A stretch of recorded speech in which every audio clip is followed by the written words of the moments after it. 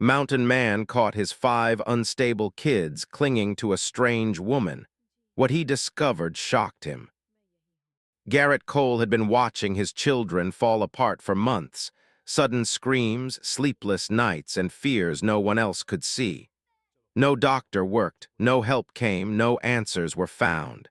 Then one morning, a mysterious woman arrived at his mountain home, asking only for work. He kept her away from the children. But a few days later, he saw something that changed everything. The night he saw all 5 of them clinging to that strange woman, what he saw in their eyes shook him to his core. Because she was connected to the same mystery he had never been able to understand. This story is going to become very painful as it moves forward, because many terrifying secrets are about to be revealed. Before we continue, tell us how you like our stories. Thank you very much. The screaming started without warning, the way it always did. Rook was on the floor in the corner of the main room, his back pressed hard against the wall, his small legs pushing against the floorboards as if he was trying to press himself through the wood and out the other side. His eyes were open and fixed on a point near the ceiling, not a crack in the plaster, not a shadow thrown by the lamp, not anything that Garrett could identify when he looked at the same spot. Whatever Rook was looking at existed somewhere behind the boy's own eyes, and it was not a small thing. The screaming said it was not a small thing at all. Garrett was across the room before the second scream. He lowered himself to the floor in front of his son, one knee down, both hands open and resting on his own thighs, palms up, not reaching. He had learned in the first weeks after these episodes began that reaching made it worse. The boy would fight the hands, fight the closeness, fight the very thing that was meant to help, and there was no use in it. What helped, as much as anything helped, was proximity without demand. Being there, being still. Letting the boy know without touch or pressure that someone was near, and the nearness was not a threat. Rook, he said, low, even. Not a question and not a command, just the name, placed in the air between them like something solid the boy could orient to if he chose. The boy did not look at him. Rook, I'm here. The screaming continued. It had a pitch to it that Garrett had come to know the way you come to know a sound that happens often enough to become familiar, the specific frequency of it, the way it rose and held and then came down slightly before rising again. He did not let himself hear it the way a stranger would hear it.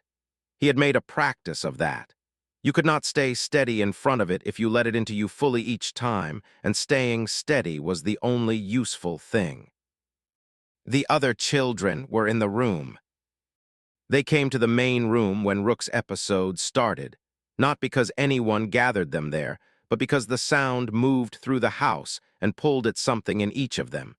And staying in their separate rooms with the sound coming through the walls was apparently worse than being in the same room with the source of it. Garrett had stopped trying to keep them apart from it. It was their house and their brother and their particular grief, and he did not have the authority to tell them how to manage any of those things. Della was on the bench along the far wall. She was 7 years old, and she had made herself small in the way she had learned to do, knees drawn to her chest, arms wrapped around them, back straight against the wall. She was not crying. She had not cried during Rook's episodes for several months now. Garrett did not know exactly when she had stopped, and he did not know what to make of it. Whether it meant she had found some steadiness, or whether it meant she had simply used up what she had and there was nothing left to spend. He watched her when he could, and he could not yet tell. Finn was at the window. He had his back to the room entirely, facing the glass, which at this hour showed nothing but darkness and the faint smear of his own reflection. His hands were flat on the sill. He stood the way a person stands when they are not going anywhere but need the sensation of being near an exit, as though the closeness of the window was itself a kind of relief. Sable was asleep near the hearth. This was the part that still surprised Garrett, even after all the months of it. Sable, who cried at invisible things, who woke at the smallest disturbance, who seemed to carry the lightest and most easily triggered version of whatever it was that afflicted all of them. Sable could sleep through her brother's screaming. She was curled on her side near the low warmth of the hearth coals, her cloth doll tucked under one arm, her breathing slow and completely untouched by the noise in the room. She looked like the only person in the house at peace, and she was 6 years old, and Garrett had stopped trying to understand it. Jed was in the doorway to the hall. He stood the way Garrett stood in doorways, weight back, arms at his sides, body neither fully in the room nor fully out of it. He was 8 years old, and he was the eldest, and he watched his father crouching on the floor in front of Rook with an expression that contained nothing Garrett could easily read. Not fear, not distress, not the particular helplessness that the other children showed in various ways when these moments happened. Something more like assessment. The careful, measuring look of someone who has seen a situation many times and has learned to watch it for information. Garrett noticed him without turning his head and filed it away and kept his attention on Rook. The screaming wound down the way it always did, not all at once, but in degrees. The pitch dropped, the duration of each outburst shortened, the silences between them stretched. It was a predictable pattern by now, which was both a mercy and its own kind of sorrow, that a thing like this had become predictable. Rook went limp. It happened fast, the way it always did. One moment the boy was rigid against the wall with every muscle in his small body locked in whatever battle he was fighting behind his eyes, and the next he simply stopped. The fight left him the way air leaves something punctured, quickly, completely, without ceremony. His legs settled. His eyes lost their fixed quality. He looked at the ceiling, then the floor, then at his own hands in his lap, as if he was checking that they were still his.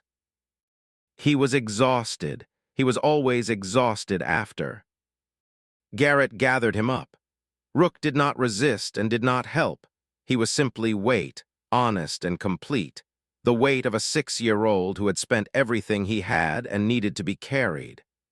Garrett took him down the hall to the cot in the boy's room and laid him down and pulled the blanket up to his chin, and the boy was asleep before Garrett had finished straightening. He stood in the doorway of that room for a moment. The lamp in the hall threw a thin line of light across the cot. In that light, Rook's face was slack and ordinary, the face of a small child sleeping, nothing more and nothing less. He did not look in sleep like a boy who screamed at things that weren't there. He did not look like a boy whose grief had moved somewhere inside him that no amount of steady presence and patient endurance had yet been able to reach. He looked like Rook. Garrett went back to the main room. Finn had turned from the window. Della had unfolded herself from the bench and sat with her feet on the floor. Sable had not moved. He checked the hallway. Jed was already back behind his curtain, no sound from him. Garrett sat at the table. The lamp on the shelf above the kitchen counter was burning low. He should have trimmed the wick an hour ago. He looked at the shelf in the dim light, at the tools and tins arranged along it, at the stack of mending at the far end, at the small folded piece of cloth that sat beside the lamp. Dark blue cotton, worn soft at the creases. Vera had kept it there. He had never asked her why she kept it there specifically, on that shelf in that spot, always folded the same way. There had always been time to ask. And then there was not. He had not touched it. He had not moved it. It sat in the exact position she had left it, and every night he looked at it, and every night he looked away, and this was one of the 10,000 small ways he had found to carry the weight of not knowing what he should do with anything she had left behind. 3 helpers in 4 months. The first had lasted 11 days. She was a competent woman, and she had not been easily startled, and she had managed the children's behavior with more patience than most would have brought to it. But she had left on a Tuesday morning, her bag already packed before breakfast. and she had stood in the kitchen and said she was sorry and that there was something in the house that made her sleep badly, and that she was too old to sleep badly for someone else's sake. She said it without cruelty, and that made it harder to dismiss. The second lasted 6 days. She left nothing, no explanation, no returned wages, just her bag by the door and a look that said she had used everything she had and had nothing left to try to put into words. The third had lasted 9 days, which was the longest. She was younger and more capable than the others, and she had seemed in the first week as though she might actually stay. On the 9th evening, she had come to find him in the barn, and she had stood in the doorway with her hands folded and her face composed, and she had said, "Mr. Cole, I don't think what's wrong with these children is something work can fix."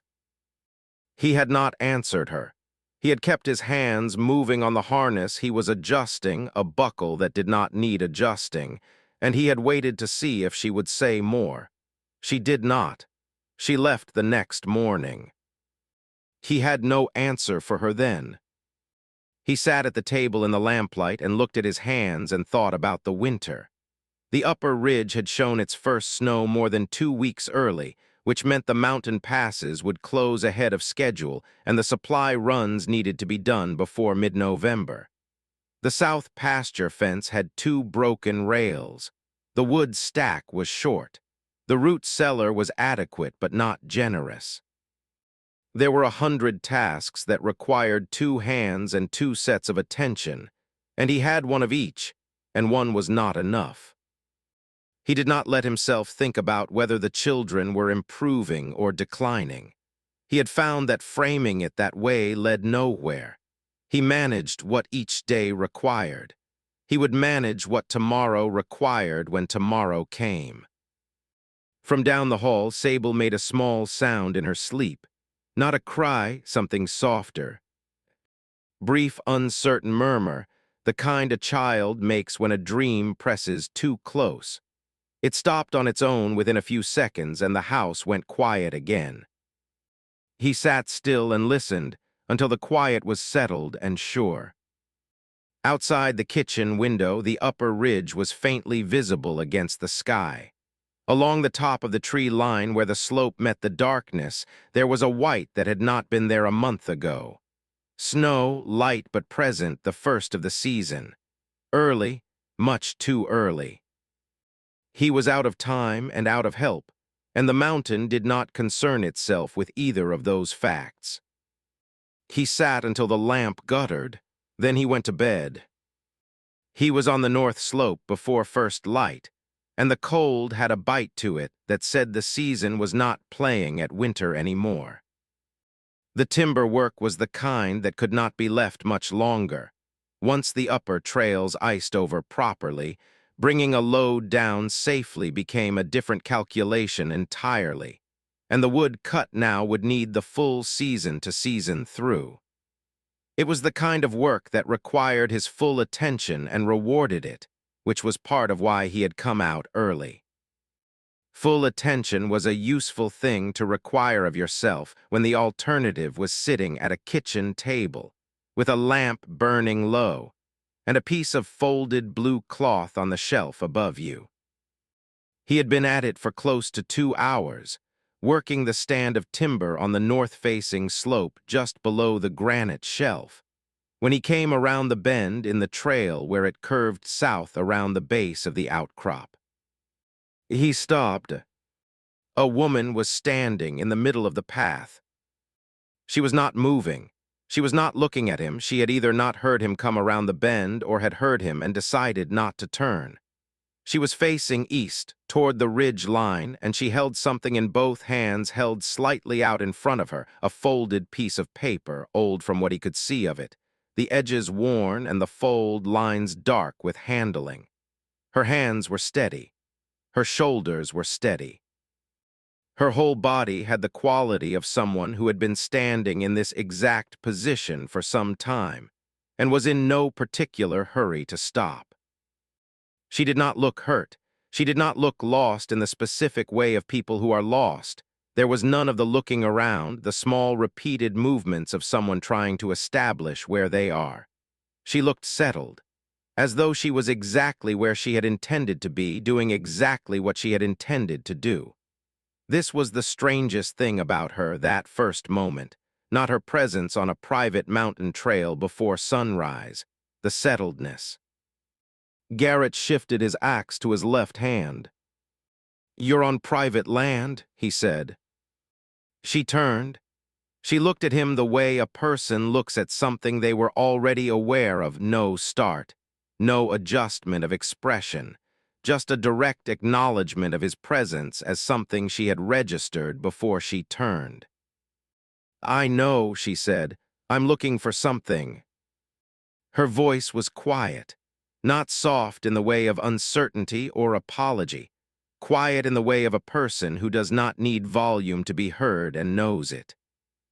"What are you looking for?" he said. She held the folded paper up slightly. "A place my grandmother marked on a map more than 40 years ago. I'm trying to find it." He looked at the paper. From where he stood, he could see only that it was hand-drawn lines and notations in pencil, the work of someone who had known this land well enough to record it from memory or from careful observation. He looked back at her face. "Where did you come from?" he said. "The Eastern Valley. I've been traveling several days." "Alone?" "Often," she said. It was not quite an answer to what he had asked, and he noted that. He stood for a moment and looked at her coat with the repaired elbows, her pack on the ground behind her where she had set it beside the trail, her hands steady on the old paper. He was running a calculation that was not complicated once he ran it honestly. A woman alone on a high mountain trail in October with winter already showing on the upper ridge.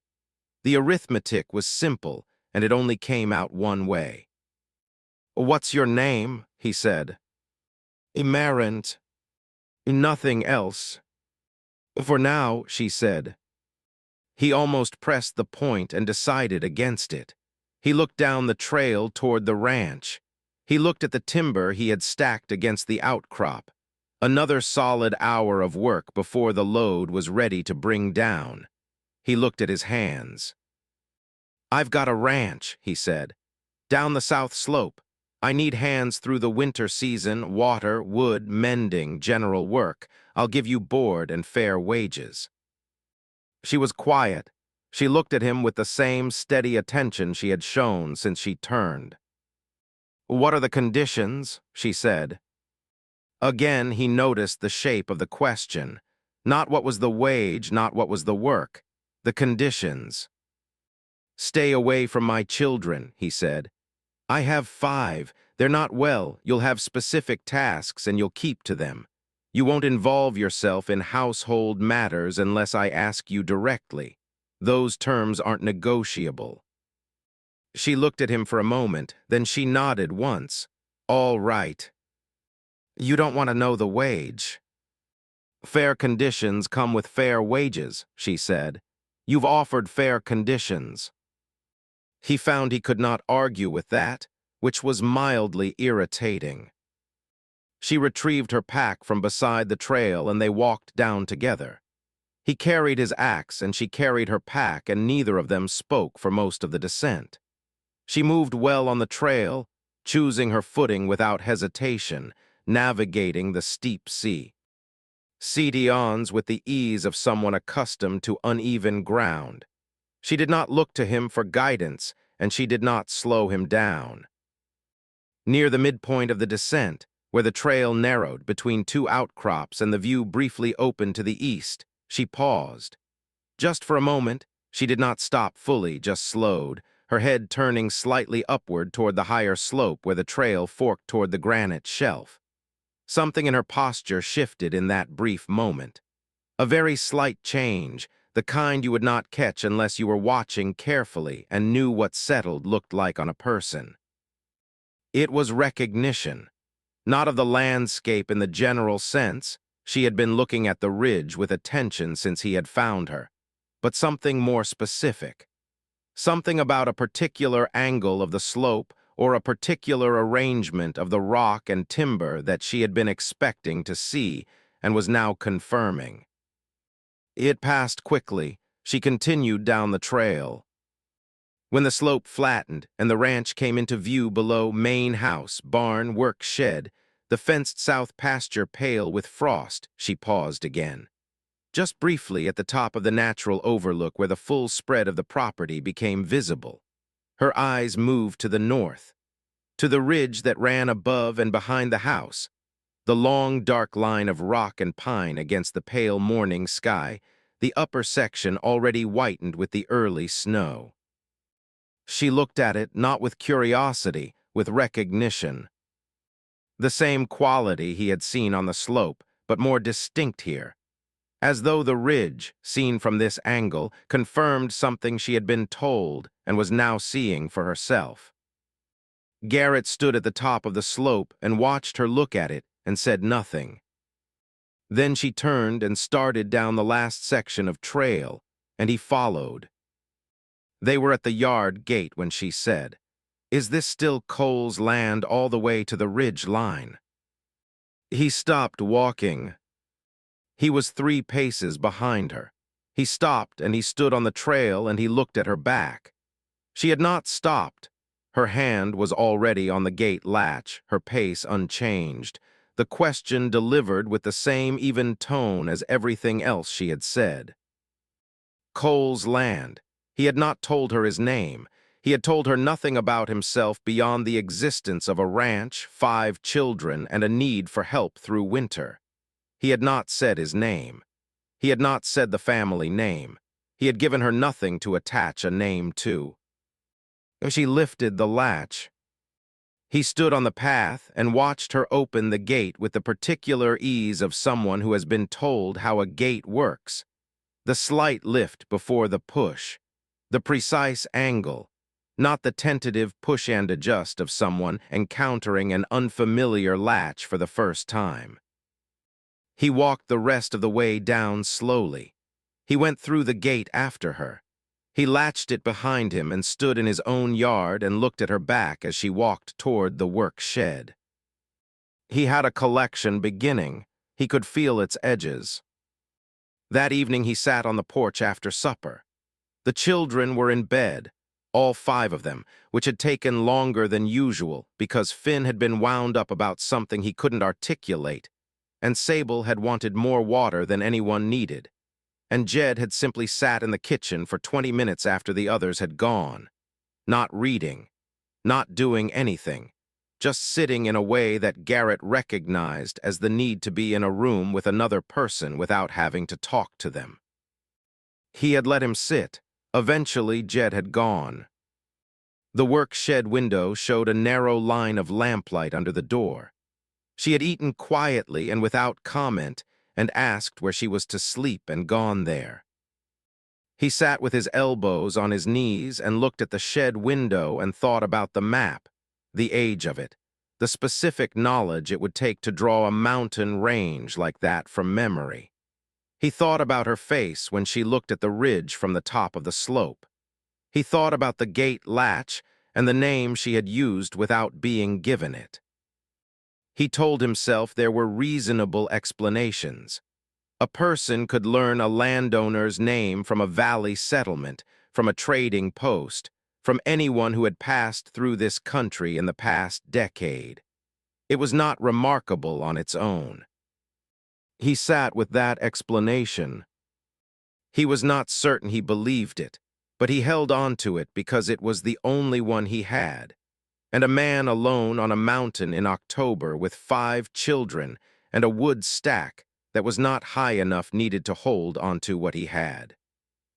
She was already working when the house woke. He heard her before he saw her, the clean, unhurried rhythm of an axe on kindling coming from the woodyard on the east side of the property. He dressed in the dark and went to the kitchen window.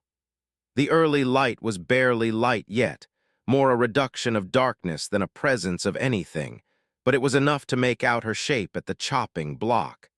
She was splitting kindling with the consistency of someone who had been at it long enough to settle into a pace. The wood bucket near the back step was already full. A second neat stack had grown against the shed wall. She had been up before first light to do work that had not yet been assigned to her. He lit the stove and started the breakfast fire and said nothing about it. The children came to the table the way they came every morning, in their own time, in their own silence, by their own separate routes to the same destination. Sable first, trailing the blanket she had slept in, her cloth doll already under one arm as if she had tucked it there in her sleep and it had stayed. Then Finn, who came directly to his chair and put both elbows on the table and looked at the wall opposite with the expression of someone waiting for a day to begin and not entirely certain they wanted to. Della came without sound and sat at the end of the bench nearest the window. Rook appeared in the doorway, looked at the room for a moment as though taking its measure, then came to the table and sat down. Jed came last. Dressed already, which he always was, he dressed before leaving his room every morning, always had, as if getting ready to face the day and actually facing it were two decisions that needed to be made separately. Garrett put biscuits on the table. He poured his coffee. He poured milk into the 4 cups for the children. They ate. Outside, the sound of the axe had stopped, replaced by the softer sounds of someone moving around the property, footsteps in the yard, the creak of the well mechanism, water being drawn. These sounds came through the kitchen walls and worked on the children the way sounds through walls work on people who are pretending not to listen. Finn's ear tilted toward the south wall. Della's eyes drifted to the window and then back to her plate. Even Rook slowed his chewing once and stayed still for a moment with his cup halfway raised. They had heard her. They knew she was there. Jed had not lifted his eyes from his plate since he sat down. Then Finn turned and looked out the window directly. He went still. "There's a woman in the yard," he said. "I know," Garrett said. "She works here now. Leave her alone." Finn looked at him for a moment, then looked back out the window. His body had gone to the particular stillness of a child who has received information that he is processing, but has not finished processing. Jed had still not looked up, but he had stopped eating. It happened fast. Jed pushed his chair back.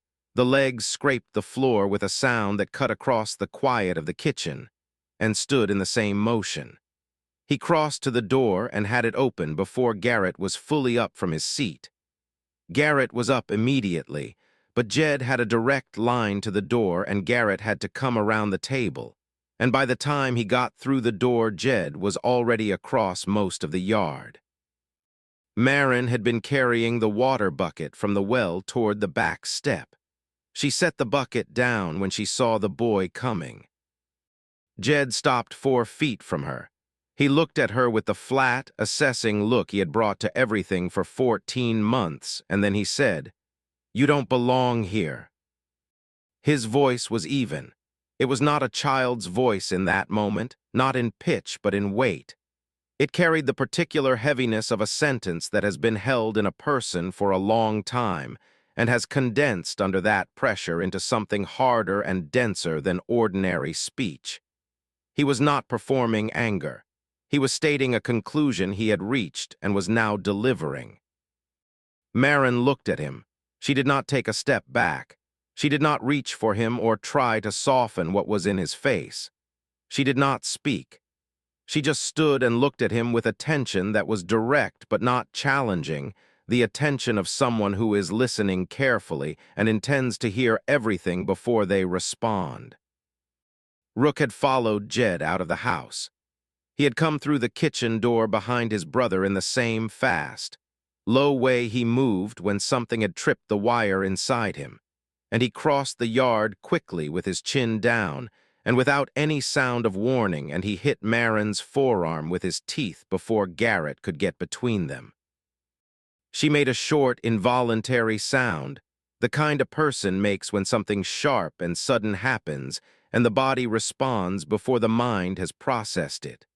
Her arm pulled back. Rook held on for a second, and then Garrett's hands were on the boy's shoulders and pulling him back, and Rook released.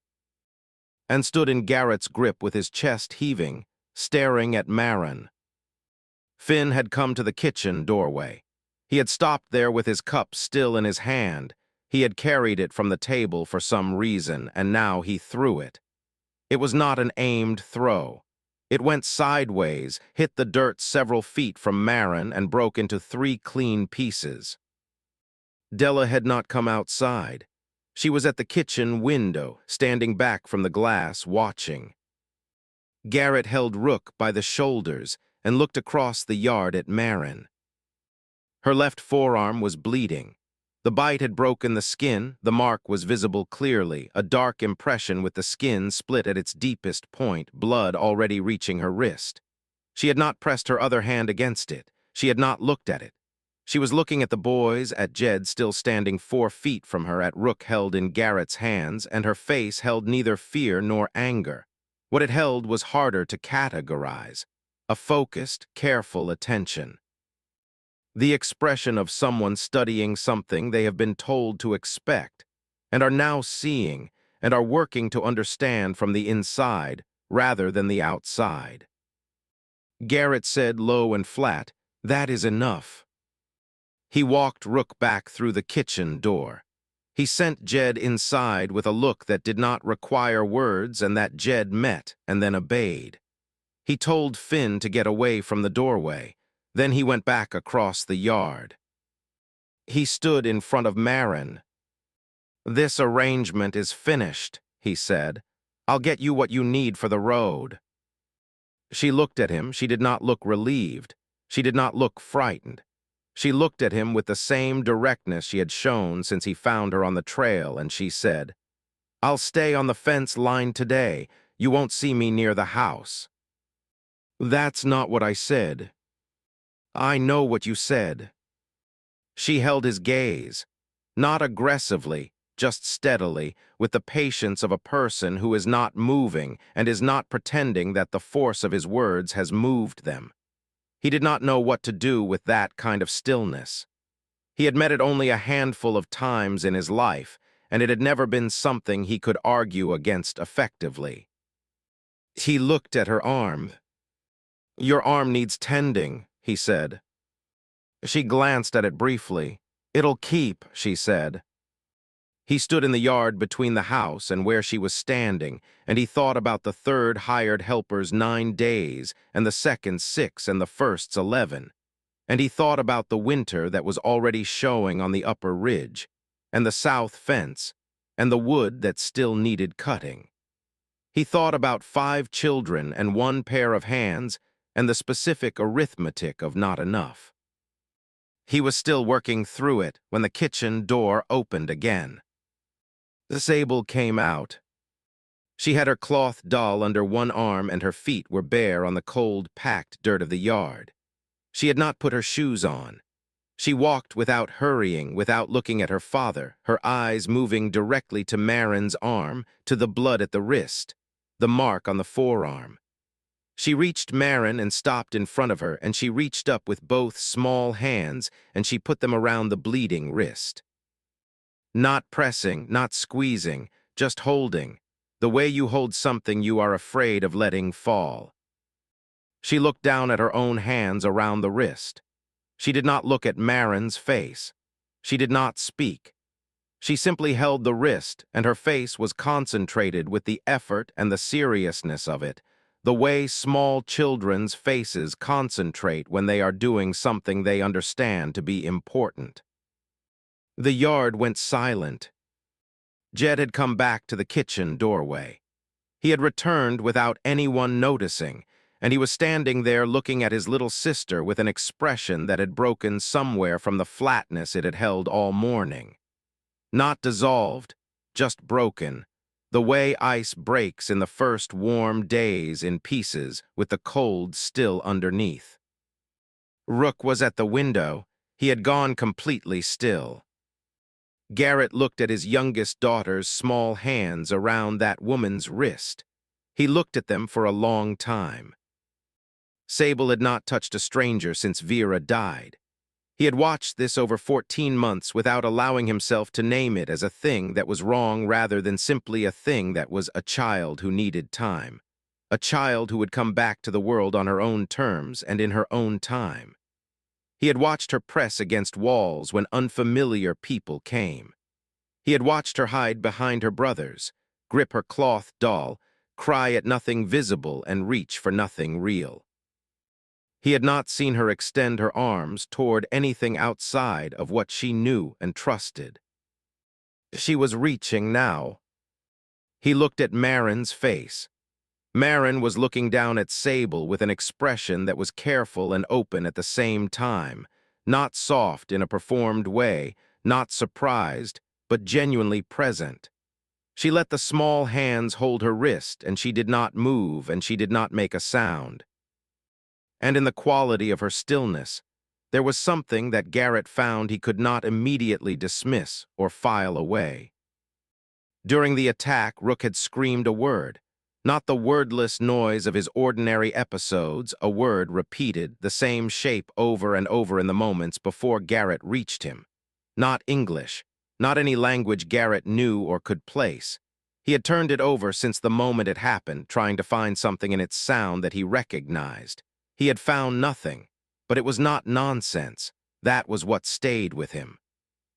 It had the quality of a word with a meaning, a word that lived in a specific place in some language and had been placed in the boy's mouth by having been heard before, by having been learned. He looked at Marin, standing in his yard with his youngest daughter's hands around her bleeding wrist. He said, "One more day, fence line like you said." She looked up from Sable. She nodded once. He walked back to the house. He came through the kitchen door. Jed was standing in the kitchen, not at the doorway anymore, but inside, a few feet back from the door. He was looking at his father. Garrett looked at his son. He looked at the 8-year-old face that had been carrying something behind its careful, measuring expression for 14 months, and he thought about what he did not know how to ask, and he thought about what Jed might or might not be able to answer, and he thought about the word Rook had screamed and the way Marin's pace had not changed when she said she would stay on the fence line, as if this development, too, had been expected. He turned to the stove. He poured what was left of the coffee. He drank it standing up, and he did not say anything, and neither did Jed. The one more day became 2, and 2 became 3. And by the end of the first week, Garrett had stopped counting the days against the original terms of the arrangement. He had not formally extended anything. He had not told her she could stay beyond that first morning's revised agreement. He had simply not told her to go, and she had simply continued working, and the days had moved forward in the way days move when the people involved are too occupied with the immediate demands of what is in front of them to stop and renegotiate what they are doing together. The arrangement had extended itself through the simple pressure of need meeting availability, and neither of them had commented on it. She stayed on the fence line, as she had said. She worked the property's perimeter in an unhurried but systematic way, moving from post to post along the outer lines, checking stability, pulling the brush that had crept in over the summer growing season, replacing split rails where the wood had finally given. She was capable at all of it, not merely capable in the way of someone who has been told what to do and is executing instructions, genuinely skilled, with the economy of motion that comes from long practice. She did not waste movement. She did not revisit what she had already done. She worked a line from one end to the other, and when she reached the end, she assessed and moved to the next. She did not go near the house, except in the mornings, when she brought the filled wood bucket to the back step and left it there without knocking. By the time the household was up and moving, the bucket was at the step, and she was already across the yard. She had drawn the water and split the kindling and had the morning's first contribution made before anyone could observe the making of it. The children watched her, not together and not openly, but Garrett became aware over those first days of a new orientation in the house, the way a weather vane shows you where the wind is coming from without the wind being visible. At any given time when Marin was working within sight of the house, at least one child was positioned near a window that faced her direction. Finn moved to whatever window gave the clearest view of where she was working that hour. Della tracked her in a quieter way, not pressing to the glass, but angled toward it, her body turned a few degrees from where her attention was nominally directed. Even Rook, who had been the most violent in his initial response to her presence, could be found at the east side window in the late afternoon when she came in from the day's last tasks. Garrett noted all of it. He said nothing. On the second morning after her arrival, Sable dropped her cloth doll in the yard. She had taken it outside to sit on the step in the thin autumn sun. She did this sometimes, sat on the step with the doll and looked at the yard and the slope beyond it with the unhurried attention of a child who has not yet learned to need a purpose for looking at things. The doll slipped from her grip when she shifted her position and landed in the dirt 3 feet from the step. Before Sable could climb down to retrieve it, Marin came around the corner of the house carrying the water bucket. She stopped when she saw the doll on the ground. She set the bucket down. She picked the doll up and she held it for a moment, not examining it, not looking at it with curiosity, holding it with a deliberate attentiveness, the way a person holds something they are taking the measure of before deciding what to do with it.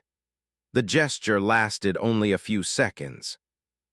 Then she walked to the fence post nearest the kitchen door, the post at the inner boundary of the yard at the point where the working property ended and the house's immediate territory began, and she set the doll on top of it. Precisely. Upright.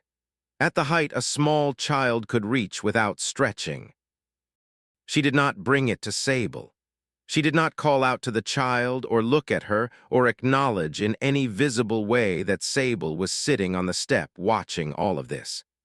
She placed the doll on the post at the boundary line and picked up her water bucket and walked to the well and continued her mourning. Sable looked at the doll on the post for a long moment. She looked at Marin at the well.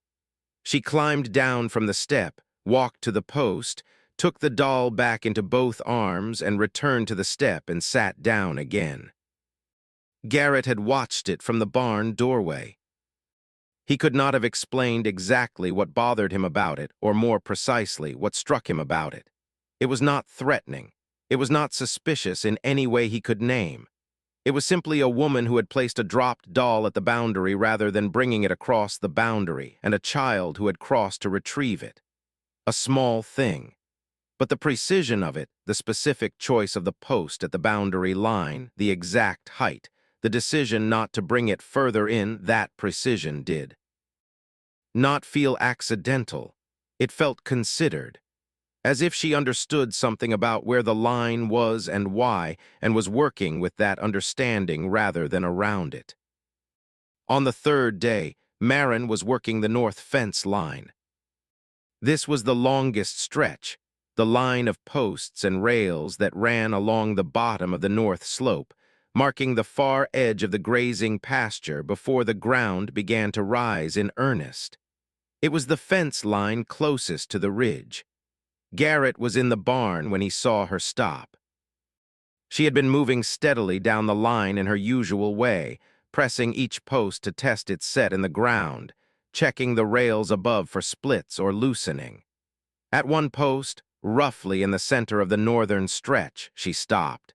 She did not reach for any of her tools. She crouched down and reached forward with 2 fingers and pressed them into the soil at the base of the post. She was feeling for something. She found it. He could tell by the change in her hands, the slight pause, the shift from searching to lifting. She brought her hand up slowly. In her fingers was a small object, flat, roughly palm-sized, made of dark wood. From across the yard, he could not make out its detail, only its shape and the way her hand changed around it once she had it. She held it in her open palm and looked at it. Her face changed. It was not a dramatic change. No widened eyes, no visible shock, no sudden movement. It was the settling of a face that has been waiting for something and has now found it. The specific quality of recognition, which is different from discovery in that discovery surprises and recognition confirms. She had not been surprised to find the object in the soil. She had confirmed that it was there. She folded her fingers around it. She stood. She placed it in her coat pocket and continued down the fence line without pausing, her pace unchanged, as though nothing had happened. Garrett's hand found the edge of the barn door. He closed his fingers around the frame slowly, the rough wood under his palm, and he stood there without deciding to stand there. He watched her reach the next post and test it with both hands the same way she had tested every post before it. He went back to his work. His hands were slower at it than they had been. That afternoon, Rook walked through the yard. He was carrying a stick, not for any purpose, just the way boys carry sticks, held loosely in one hand at his side, trailing behind him slightly as he walked. He was moving from the east side of the house toward the barn, passing within 15 feet of where Marin was rehinging the gate latch on the southeast corner. As he passed her, he said a word. It was quiet, said almost to himself, at the level of something spoken under the breath, the way a person repeats a word they know and are turning over in their mind. It was the same word he had screamed during the attack on her first morning. Garrett recognized the shape of it from across the yard even without being able to fully hear it, the same particular sequence of sounds, the same place in the mouth where it was made. Marin's step slowed.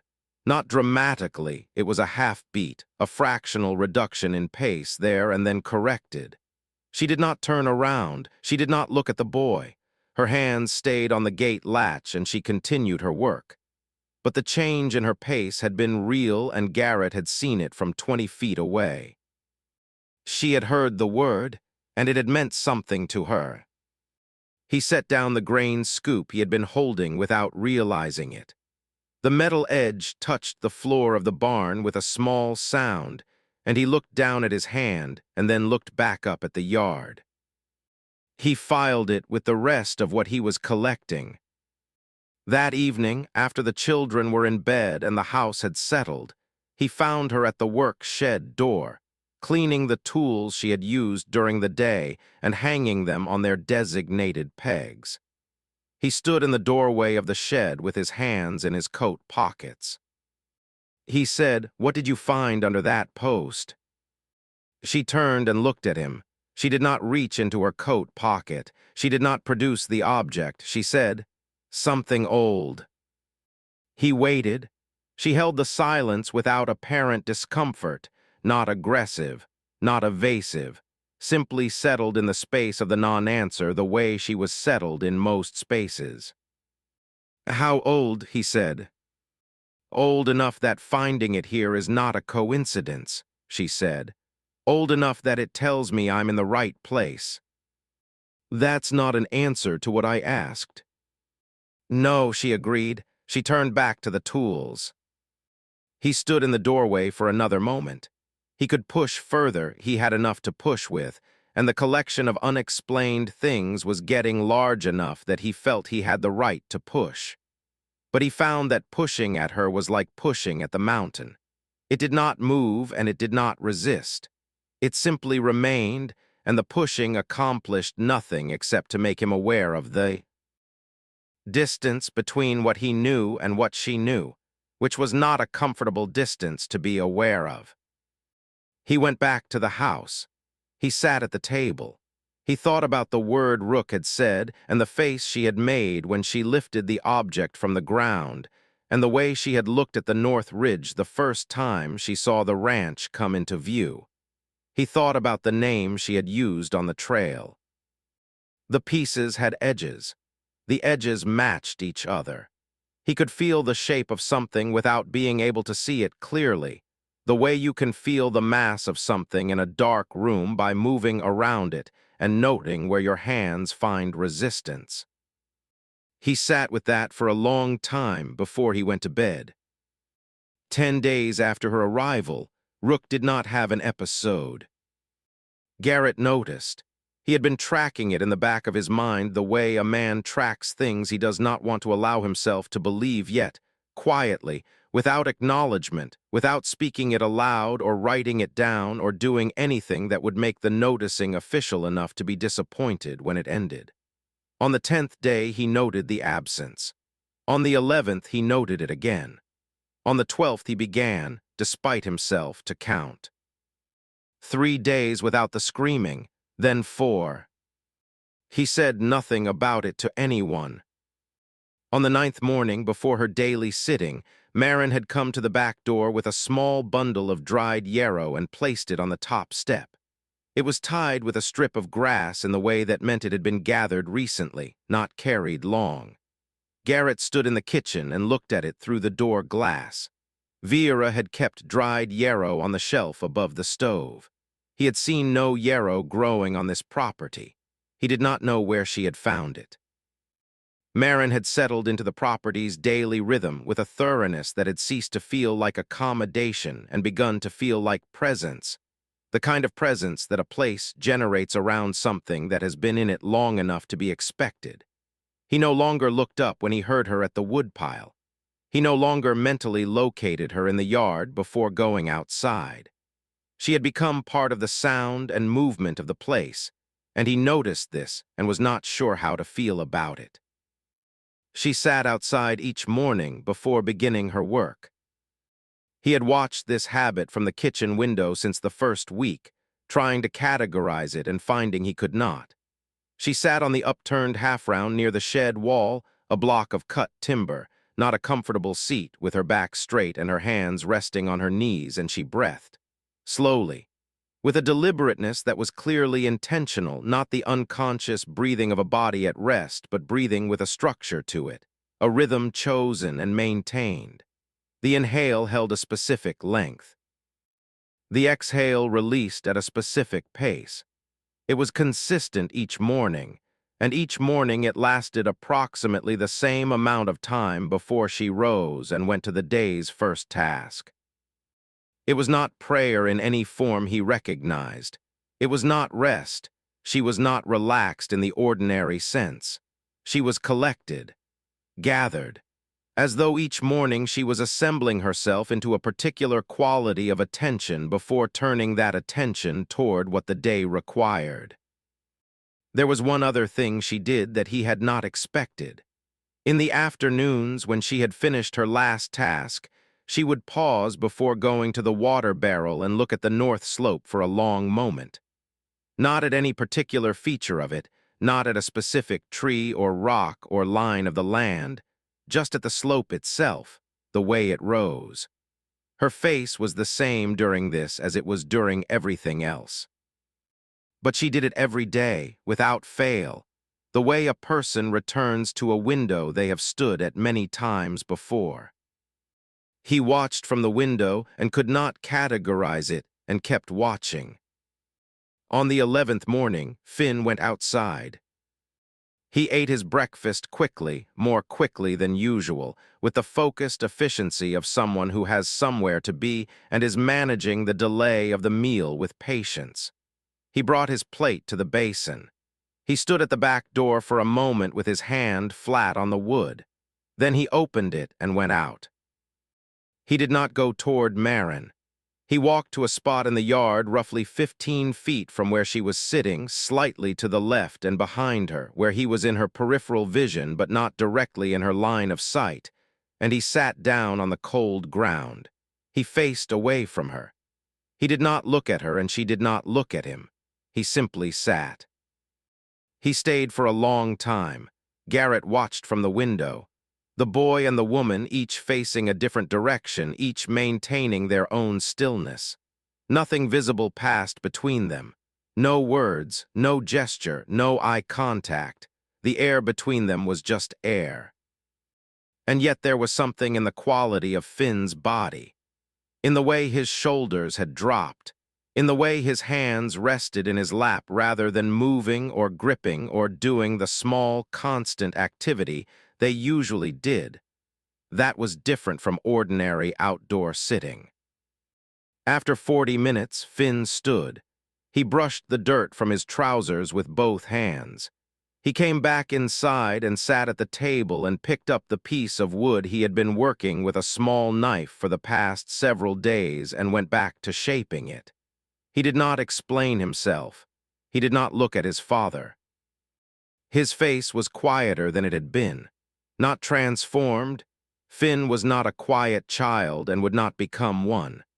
But the particular tautness that had lived in his expression for 14 months had eased by a fraction, the way a rope eases when you let out one careful turn of it.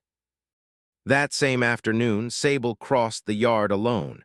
She was carrying something small in both cupped hands, a smooth river stone she had kept on the windowsill by her cot. She walked to Marin's side of the fence line. She did not go to Marin directly. She stopped at the nearest fence post and set the stone on top of it carefully, using both thumbs, and then she stood back and looked at what she had done for a moment. She turned and walked back to the house without looking up. Marin did not speak and did not follow her with her eyes. She finished the rail she was working on, and then, after a pause, she picked up the stone and held it once in her closed hand before placing it in her coat pocket. Her pace slowed. The slowness stayed. Garrett had watched all of this from the window. He went outside in the late morning. Marin was at the woodpile, stacking the cut lengths he had split 2 days ago. He walked to her and said, "What are you doing to my children?" He knew as he said it that it was the wrong phrasing, too blunt, too shaped like an accusation when what it was a question he did not know how to ask more precisely. But it was what came out and he could not take it back. She looked at him. She did not appear to take offense at the shape of the question. She considered it with the same patient attention she brought to everything. "Showing them the air is still," she said. He looked at her. "That's not an answer." "It's the only one I have," she said. "The work isn't complicated enough to have a better explanation than that. I sit, I breathe, I don't ask anything of them. Some of them come near and some of them don't. That's all it is." "And why does it help?" She was quiet for a moment. Then she said, "Because they've been in a house full of held breath for a long time. Something moving slowly and steadily nearby is different from anything else they've had. That's all." He stood with that. It was not satisfying as an explanation. It was too simple, too plain. It did not account for the specific quality of what he had watched happen. But he could not find where it was wrong, and a man cannot argue with something just because it is simpler than he expected. He had started to turn back toward the barn when he noticed the small bundle of dried yarrow still sitting on the kitchen step where she had placed it that morning. Vera had kept those same plants on the shelf above the stove, always those 3 together, always tied the same way. He stood looking at the bundle for a moment. Then he went inside. He went back to his work. That night he slept without waking. He understood it only in the morning, lying in the gray early light with the room quiet around him, and the specific absence of the 2 in the morning hour in which he had woken and walked the house, and tended something every night for 14 months. He lay still, and understood that the night had passed without interruption, and that his body had not pulled him up the way it had trained itself to do. He did not connect it to her. He told himself the debt of accumulated sleeplessness had simply called in what it was owed. A man's body could carry a deficit of rest only so far before it took what it needed regardless. He believed this only partially. He chose not to examine the part he did not believe. That afternoon he walked to the water barrel on the south side of the house, and on his way back he passed the area near the shed wall where Marin had her morning habit. He almost walked past it entirely. He stopped. There was a drawing in the dirt. It was close to the ground, the kind of marks made by someone sitting or crouching, made with a finger or a small stick, not with any precision but with clear intention. It was a child's drawing unmistakably. The figures were stick figures, the simple economic marks of a hand that is communicating what it sees rather than what it knows about how things look. 3 figures, 2 smaller ones to the left, 1 larger one to the right, near the edge of something. The edge was drawn with a wavering, irregular line, the way children draw heights, the way the edge of something high and uncertain looks when a child is trying to show that it drops away. The figure at the edge had 1 arm extended.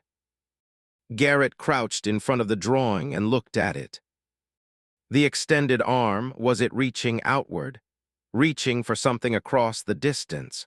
Or was it the arm of someone losing balance, the body's instinctive extension when the ground begins to give? He looked at the line of the arm and could not determine which it was, and the uncertainty of it sat in his chest in a specific, uncomfortable way. He looked at the figure at the edge for a long time. He looked at the 2 smaller figures to the left, further back from the edge, not at it, witnessing it. He straightened up. He looked at the house. The kitchen window was visible from here, and in the kitchen window, standing back far, the glass so that his shape was not quite distinct in the interior shadow, was Jed. He was looking out, looking at the yard, at the drawing, at his father standing over it. Garrett looked at his son through the glass. He did not go to the kitchen. He did not call Jed out. He stood in the yard trying to find the right question and found that every version of it began somewhere he did not have enough information to begin, and that asking the wrong version would close the door to the right one. He needed to know more before he asked. He needed to understand the shape of what Jed was carrying before he reached for it. He went back to the barn. Later that afternoon, from inside the house, he heard Marin humming. She was somewhere near the east side of the property. He could hear her through the wall while he worked at the table, his hands on a harness buckle that had loosened from its rivets and needed resetting. A small, plain melody. Not a song in any composed sense. No structure that suggested a beginning or an end, just a sequence of notes that repeated with small variations. The kind of tune that exists in a person's mouth, the way a habit exists in a person's hands. Not decided upon, just present. He felt something when he heard it. Not quite recognition, the edge of recognition. Like catching the edge of a familiar smell that is gone before you can place it. Something in the sequence of notes that his mind reached toward and did not quite close on. A feeling of almost knowing. His hands slowed on the harness. He sat still for a moment. The feeling passed, or rather dissolved back into the ordinary background of the afternoon, and he could not locate it again once it was gone. He moved away from the table to the far side of the room, where the sound came through the wall more faintly, and told himself it was nothing, and went on with his work. After midnight, he heard footsteps in the kitchen. Light footsteps, careful, a child's deliberate quiet. He got up and went to the doorway. Jed was at the water bucket, lifting the ladle. He had dressed before coming out. He turned when Garrett appeared in the doorway and looked at him with the steady, unreadable expression he wore like a coat. "Are you sleeping?" Garrett said. "Oh, yes," Jed said. He put the ladle back. He walked back toward the hall. He passed his father in the doorway without looking at him, not avoiding the look, just not turning for it. Garrett stood in the kitchen after the boy had gone. The hearth coals were low and red, and the room was mostly shadow. He looked at the shelf. Vera's folded cloth was there in the dimness, its blue indistinguishable in the low light, just a shape, just a kept thing on a shelf. He thought about the drawing in the dirt. He thought about the two small figures standing back from the edge, watching the figure with the extended arm. He thought about Jed, 8 years old, carrying something behind his careful face for 14 months. He stood in the dark kitchen for a long time. Then he went back to bed and lay with the ceiling above him and did not sleep for a while. 3 weeks after Marin arrived, the snow on the upper ridge had come down another 200 feet. Garrett had seen it that morning when he went out before breakfast. The white line lower on the slope than it had been 2 days ago, the timber on the upper portion already wearing the specific gray-white of trees that have been in snow long enough for it to settle into the bark rather than sitting on top of it. The pace of the season's descent was not alarming yet, but it was consistent, and it would continue. He had perhaps 3 weeks before the North Trail became unreliable. 2 before he would want to have everything in its winter position. He had spent the day at hard physical work, timber hauling in the morning, fence repair in the afternoon, an hour in the barn at dusk checking the horses, winter readiness, and the condition of the tack and tools. By the time the children were in bed, he was tired in the clean way that leaves no room for the other kinds of tired that had been his more frequent companions. He went to sleep quickly, and without the usual process of lying in the dark waiting for his thoughts to settle. He woke at 2 in the morning. This was familiar. 14 months of broken nights had written the hour into him at a level below decision. His body had built its own watchfulness and maintained it independent of whether there was anything requiring watching on a given night. He woke because the hour had come, and he lay still in the dark and waited for the sound that had woken him. No sound came. He lay still longer, a minute, perhaps more. The house was quiet.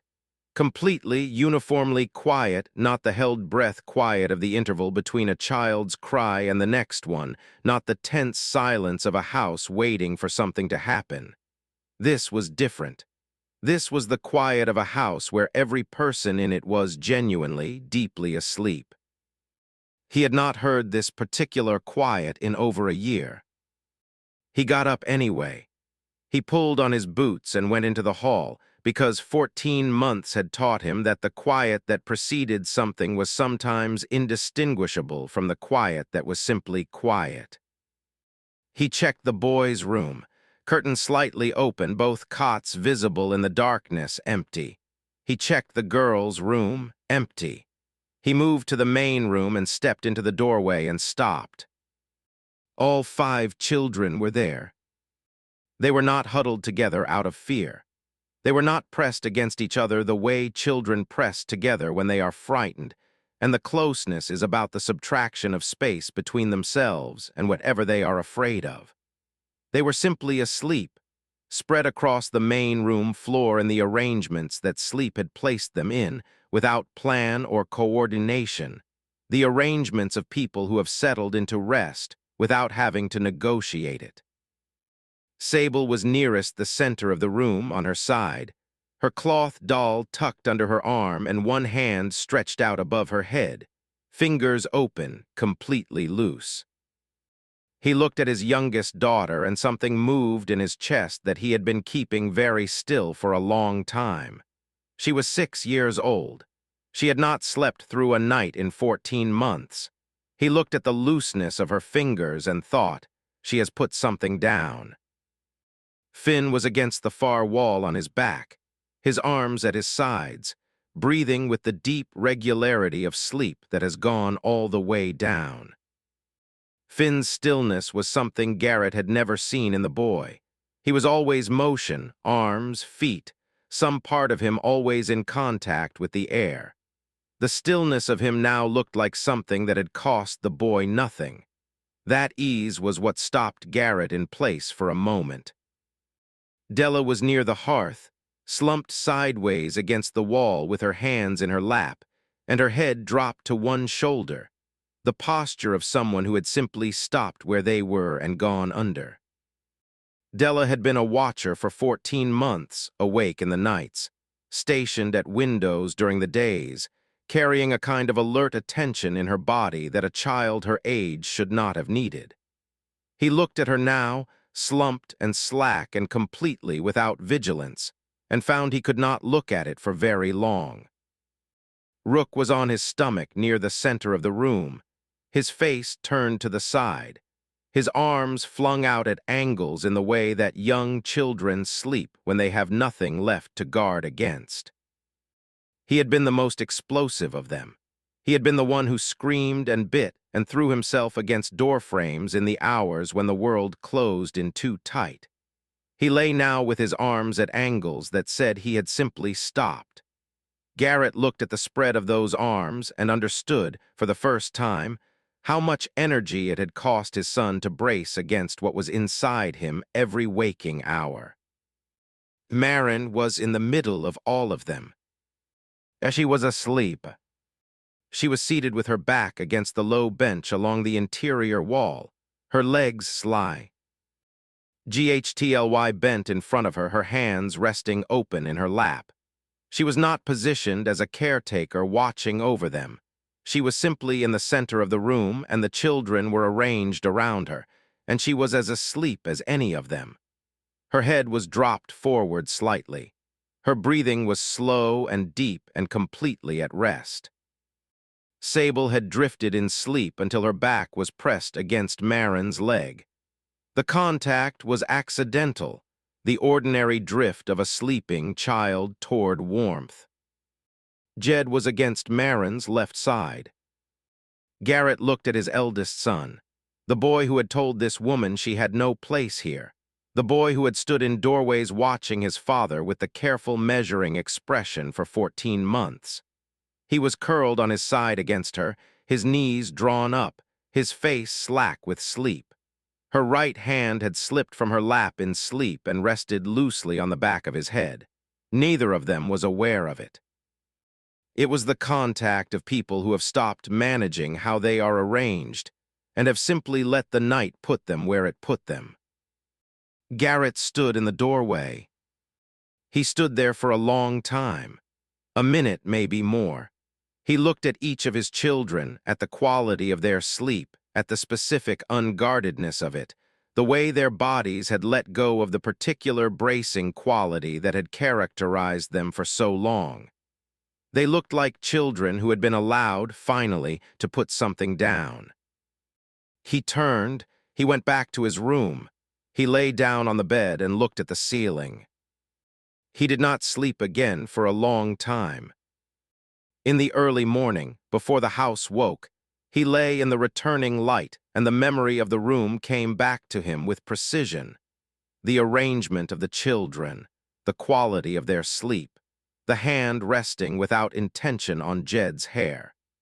And with the memory came the sound he had heard standing in the doorway and had not consciously registered in the moment because he had been too occupied with what he was seeing. She had been humming, very softly, at the level of sound a person makes in the deepest part of sleep or in the half state just at its edge, not a performed sound, not deliberate. The kind of thing a body does when it is deeply settled and something in it wants to move without fully waking. It was the same melody he had heard through the wall yesterday afternoon. He lay still and let the recognition come to him fully, without pushing it. He knew this melody. He did not know it from Marin, he had heard it from her only yesterday, through a plank wall, his hands on a harness buckle. He had heard it before that. He had heard it many times before that in this house, from the person who had lived in this house and was no longer in it. Vera had hummed it to the children on nights when they were restless or frightened or could not settle. A small, plain tune, not a song with words and a name you could look up, not something composed, just a sequence of notes that repeated and varied slightly and repeated again. A melody that existed only because it had been passed from one person to another, mouth to ear, in the way that things are passed which have no other form of survival. He had never heard it from anyone except Vera. Vera had told him where she got it. He was trying to locate the memory, pushing through the ordinary accumulation of years, looking for the moment she had told him. He found it. Years ago, early in their marriage, before the children. She had been humming it one evening, and he had asked about it, and she had said that an old woman had given it to her. A woman she had met on the upper slope one afternoon by chance. The woman had been passing through, had kind eyes and hands that were steady and sure, and they had spoken briefly, and the woman had hummed this melody and Vera had asked for it, and the woman had given it to her. That was all she had said.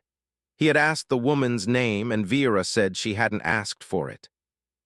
He had not pursued it then. It was a small thing, a melody, a passing exchange, a woman with kind eyes on a mountain slope. He had registered it and filed it away without weight because there had been no weight to it at the time. He understood now that the weight had been there all along. He simply had not been standing close enough to feel it. He thought about the evenings Vera had walked out to check the north fence. He thought about the way she had said it, just checking the north fence, the specific casualness of it. And he thought about how many times she had said those words, and he had not asked any further, and she had closed the door quietly behind her. He had not thought of that conversation in 14 months. He had not thought of it because it was a small thing, a melody, a chance meeting on a mountain slope, a brief exchange that Vera had mentioned once, and he had registered and filed away without consequence. The kind of fact that lives at the edge of a life and stays there, never needing to be brought forward until something brings it forward. He got up. He went outside into the cold morning without breakfast, without coffee, and he stood in the yard looking at the northern ridge. The dawn was pale and the ridge was dark against it, the upper snow faint and flat in the low light. The map, the token in the soil, the word Rook had said, the name she had used on the trail without being given it, the way she had looked at the ridge, the melody. He did not have the whole of it yet, but the shape of it was becoming clear enough to feel, and the shape of it was connected to Vera, and the shape of it was large. He stood in the yard in the cold and let himself know this much and not one thing more. He thought about the melody, Vera's voice in the dark, and then this woman's voice through the wall, and between those two the years of silence and the question of how one person comes to carry what another person carried. Not yet. He asked about the map the following morning, while the children were still at the table finishing breakfast. He had thought about waiting, about sending the children out to their morning tasks first, and speaking to her in a kitchen that was only the two of them. He had thought about it and decided against it. He had been managing the distance between what he knew and what he needed to know for 14 months, and the specific patience that kind of management required had been used up somewhere between the night in the main room and this morning. He was not going to wait another hour. He said, "Show me the map." Marin set her coffee cup down.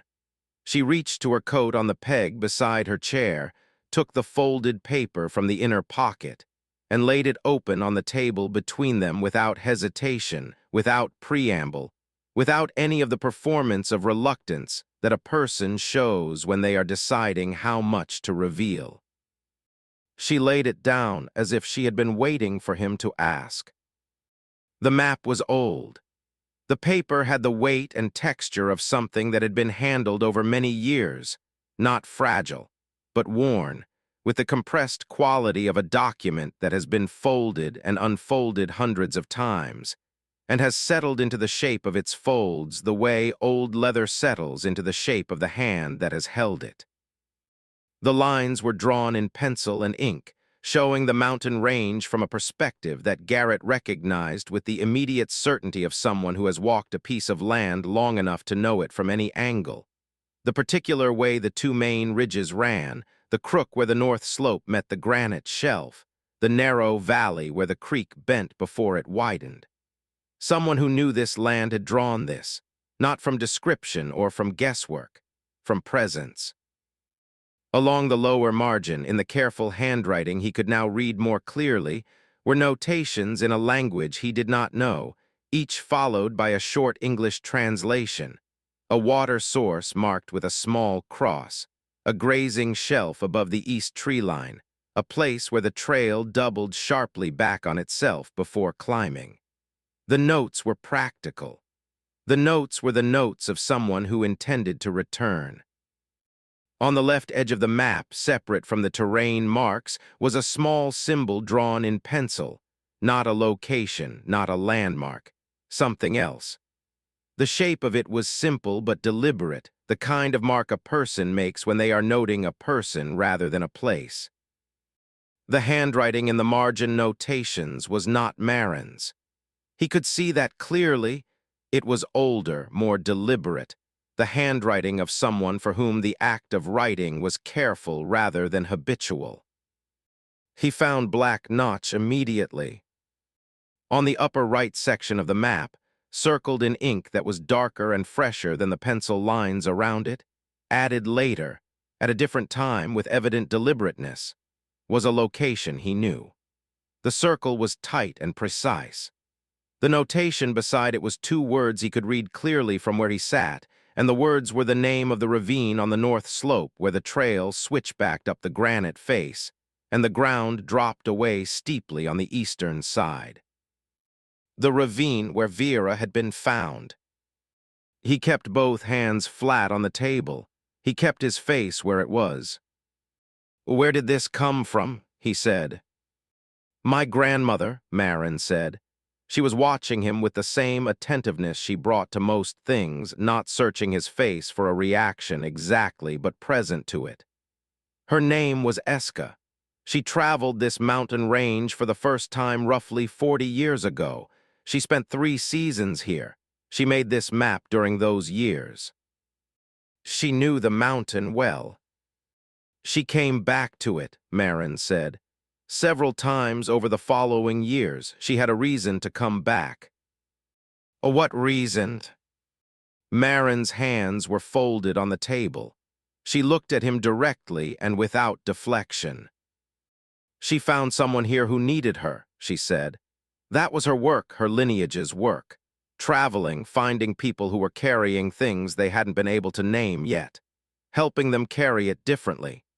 When she found someone who needed her, she stayed as long as she was needed, and then she moved on. But she came back to this range because the someone she found here kept needing her, and Eska came back as long as she was able. He said, and then she stopped coming back. She received word that the woman she had been coming to see was gone, Marin said. She was not well enough to travel by then. She sent me instead. She's dying, he said. Yes. And she sent you to do what? Marin said, return what she left here, and say what she wasn't able to stay and say herself. The kitchen had gone quiet around them. Della, standing near the window, had not moved in some time. Finn, who had been on his way to the door, had stopped walking.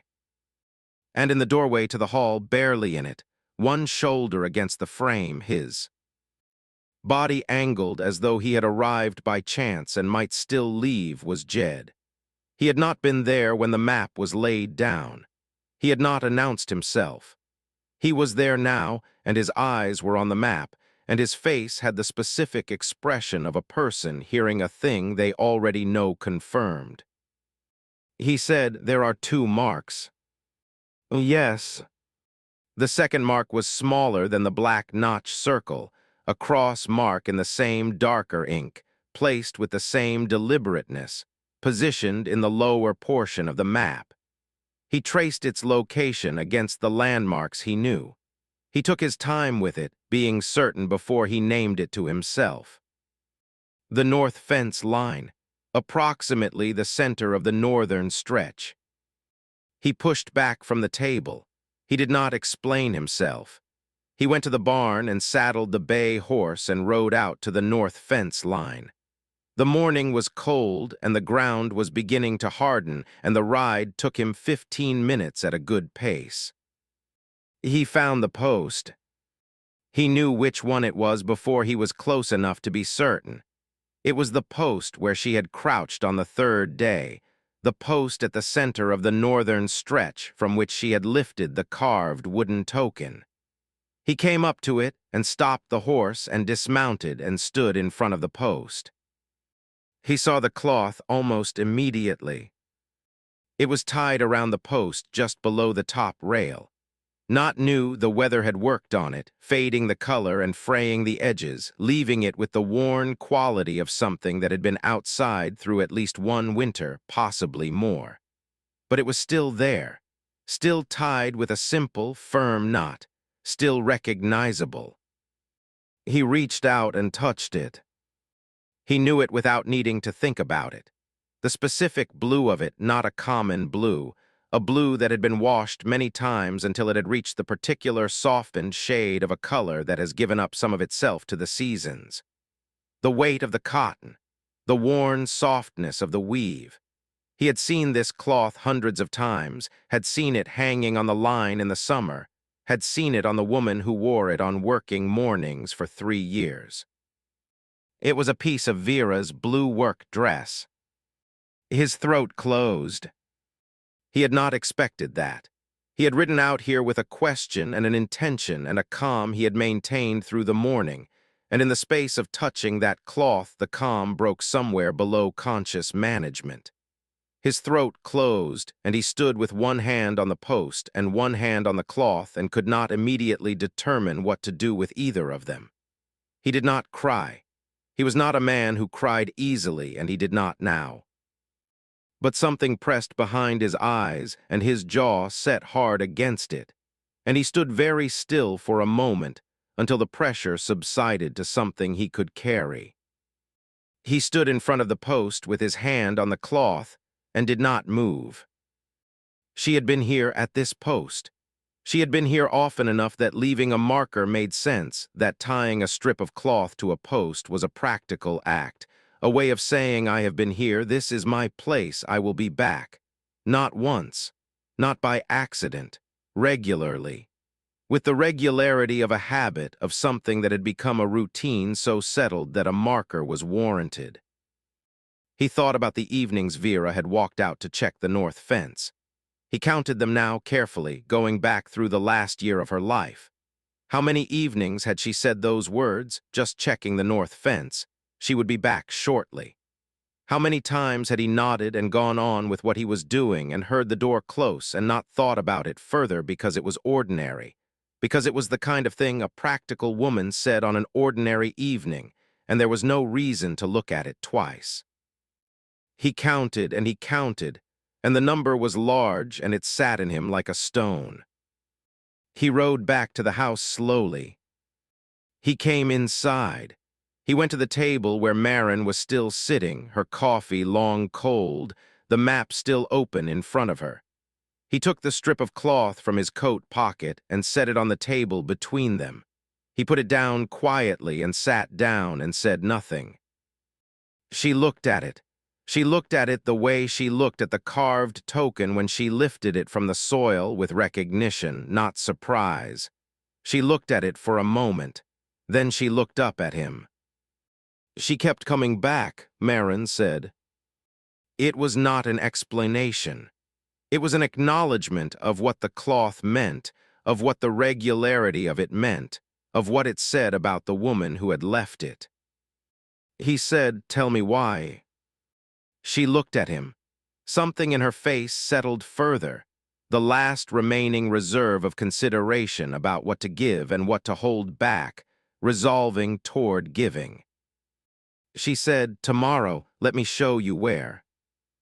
He looked at the cloth on the table. He thought about pressing further. He had the right to, and the material for it, and the 14 months of not knowing behind him. Hat justified the pressure, but the way she had said it was not evasion. It carried the specific quality of someone who is not withholding for their own sake, but because the thing they need to say requires the right conditions to be said in. Because where it was said mattered. Because the place itself was part of what she needed to give him. He looked at the cloth.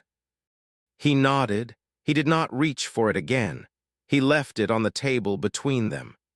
Outside, the light on the north slope had shifted, and the upper ridge was darker than it had been an hour ago, and he could not have said why that mattered, but it did. The morning came gray and cold, and without wind. Garrett was in the barn saddling the bay horse before the light had fully established itself, working by the lamp he had carried from the house, the flame steady in the still air. He was moving with the particular efficiency of a man who has made a decision the night before and has woken with it already in place. No reconsideration, no morning adjustment, just the quiet forward motion of someone who knows what the day requires and is getting to it. He heard the barn door. He turned. Jed was standing in the entrance, dressed, his coat buttoned to the top button, his boots laced. He had not come to ask. He was standing in the barn doorway the way he stood in most doorways, weight settled, arms at his sides, body at rest but present, and his expression said that he had decided something and was waiting to see whether it would be disputed. Garrett looked at his son. The boy was 8 years old. He was thin in the way that children are thin when they have grown quickly, and their bodies have not yet caught up with the growing. His face in the lamplight was patient and settled, and carrying something behind the patience that Garrett had been looking at for 14 months without being able to read. He looked at him for a long moment. Then he said, "Della knows to keep the others near the house." Jed came into the barn. They rode out in the early gray light, Garrett on the bay, Marin on the dun she had been using for the property work, Jed on the smaller roan that had been a gentle horse since before any of this had begun. The north trail took them up through the timber on the lower slope, the trees still and dark on either side, the ground beneath the hooves hard with the frost that had set overnight.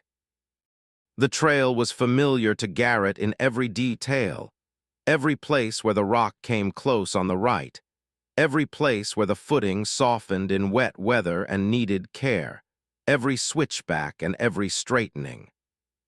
He had not ridden it since the morning he came down it carrying Vera. He noticed this now, riding up it, and he noticed that the thing he had expected to feel was not what he felt. He had built up, over 14 months of avoiding the trail, a particular weight around it, an anticipation of what it would cost him to ride it again, an expectation of pain with a specific shape. What he felt instead was simpler and more honest than that. It was a trail. It went up the mountain, and the mountain did not know what had happened on it, and the trail did not know, and the rock and the timber and the cold air were exactly what they had always been. Jed rode behind them and said nothing. His horse followed the bay steadily, and the boy rode without apparent difficulty, his weight easy and his hands light on the reins. He had learned to ride on this trail. He had ridden it dozens of times. If the trail held anything for him, and it must have held something, given what he had seen on it, he was carrying that the same way he carried everything else. Inward, quiet, without display. They reached the granite shelf where the trail leveled briefly before the final climb. The shelf gave a clear view to the north and east, the ridge lined dark against the pale sky, the upper snow closer than it had been a week ago, the valley below already in full shadow. Garrett paused here for a moment, not for the view, but to let the horses breathe after the climb. Marin was looking east.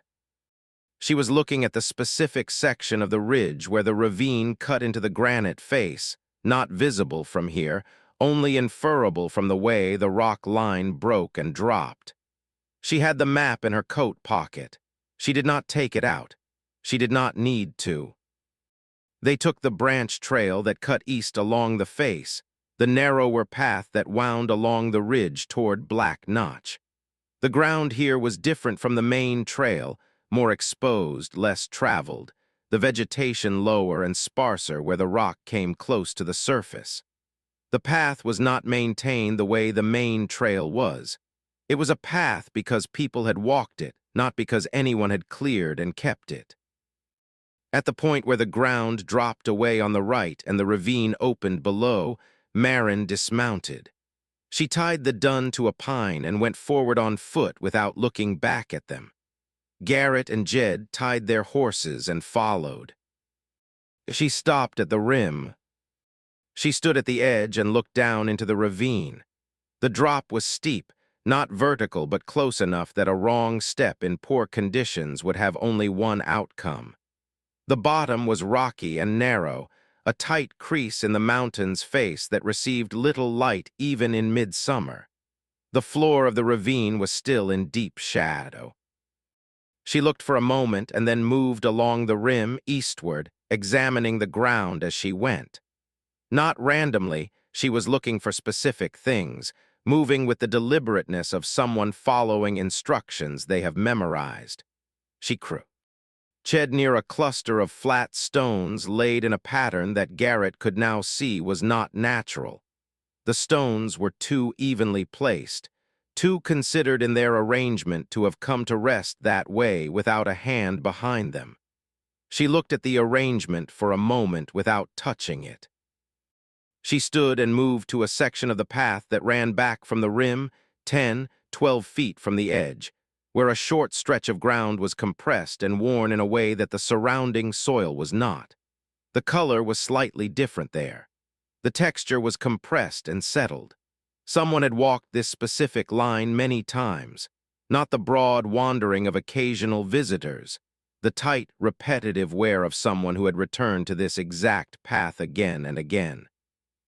She stopped on the worn section and put her hand flat on the ground. She stayed in that position. Her eyes were closed. She was not performing anything. She was doing the thing she had done every morning in the yard, the thing she did when she sat on the upturned block by the shed wall and breathed with her deliberate structure. She was attending to something, reading something from the place the way she read everything, with the specific quality of attention that did not impose interpretation, but waited for what was there to become available. After a minute, she stood. She looked at Garrett. "She came here regularly," she said. "The path shows it. That kind of wear doesn't happen from a few visits. It comes from months of returning to the same line." She looked at the worn section and then at Garrett. This was not unusual ground for her. This was familiar ground. "Eska kept coming back to this mountain," Marin said. "She found your wife. Vera was carrying something heavy that she had not yet found words for. Eska helped her. They met here on this path for 8 months. Vera was getting through it." She paused. The ravine was below them. On the night she died, Vera came to return the token. She wanted to say she was ready to come through without it. The edge had softened from 3 days of rain. Eska tried to hold her back from the rim. Vera stepped back. "Vera stepped back," Marin said. "The ground gave where it had softened and crept. She went over the edge. It happened in a moment." The silence after this lasted a long time. Garrett stood at the edge of the worn section and looked at the rim. He said nothing. His hands were at his sides. Then from behind him, Jed said, "I was there." Garrett turned. Jed was standing at the cairn of flat stones. He had one hand resting on top of it, his palm flat against the surface. He was not looking at either of them. He was looking past them, toward the rim of the ravine, with the expression of someone who has been waiting a very long time for the right moment to say a thing and has now found it and is not going to waste it. "I was there," he said again, steady, certain. Garrett said nothing. He waited. I followed her, Jed said. That night. She went out after dark and I was scared because she had been crying for a long time, not loud crying, the quiet kind when she thought no one could hear. I had been hearing it for months and I didn't know what to do about it, and that night she went out after dark and I followed her. He stopped for a moment. He was not struggling with the words, he had the words. He had been holding them in a formed and complete state for 14 months, waiting for the place where they would make sense to say them. He was being careful with them because they mattered, not because they were hard. I stayed back far enough that she didn't hear me, he said. I followed her up the north trail to where it branches. I saw her turn east. I followed her to here. He looked at the worn section of path. I saw her meet the older woman near the top of the worn section. I heard them. I couldn't hear the words from where I was standing, just the sounds of two voices, one calm, one higher. He paused. Then my mother stepped back. The ground gave. It happened fast. I didn't. He stopped. He took one breath and continued. It happened fast. Garrett's hands were at his sides. He was looking at his son. I ran back down, Jed said. I went to get my father, but he was already coming up the trail. Someone had already gone to get him. He looked at his hand on the cairn stone. I never told anyone because I didn't know what I had seen.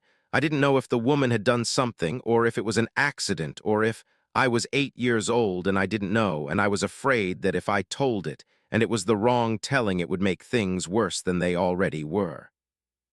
He had been 8 years old when he watched his mother die. He was 8 years old now, standing at the cairn stone with his hand flat on it, speaking these words to the cold air of the ridge. He looked at Marand. She called a name before, he said. Before my mother reached her, she called it out and my mother turned when she heard it. He looked at Marin. The name was Eska. Marin was still. She looked at Jed with a directness that was not the directness of a stranger. It was the directness of someone who has been given something they came a long way to receive. Garrett said she wasn't hurting her. He said it to the air, to the worn section of path, to the rim of the ravine, to the 14 months of wait that had been assembled around the wrong version of his wife's last night. He said it because it needed to be said in this place, where it had happened, where the ground still held the memory of it in the compression of its soil and the wear of its surface. She wasn't hurting her, Jed said. He said it the same way his father had said it. Not a question, not a request for confirmation. A sentence that needed to be spoken aloud in the place where the thing had happened in order to become fully real, to move from the inside of a person to the outside world where it could take its honest shape. Marin said quietly, she was trying to bring her back down. For a moment the three of them were still on the ridge. The mountain was quiet.